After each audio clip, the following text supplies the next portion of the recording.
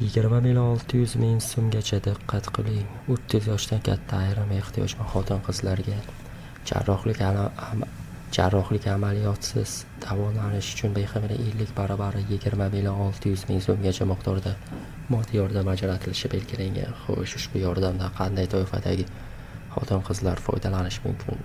Bir kambag'al oilalar reyestriga kiritilgan oilalarni 30 yoshdan katta xotin-qizlar 2 oylik daromadi oila a'zolarining har biriga minimal iste'mol xarajatlari miqdorini 2 barobargacha bo'lgan oilalarning 30 yoshdan katta xotin-qizlar ushbu yordamdan foydalanishi mumkin.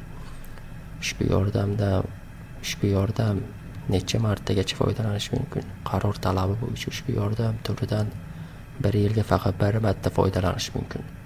Qanday hujjatlar kerak bo'ladi? Mazkur yordamni olish uchun yordam oluvchi kasalligiga muvofiq ixtisoslashtirilgan muassasalarga davolanishlarini ta'minlaydigan tibbiy xizmatning qiymati ko'rsatilgan hamda matritsalik shtrix-kod QR kodga ega bo'lgan yo'llanma talab etiladi.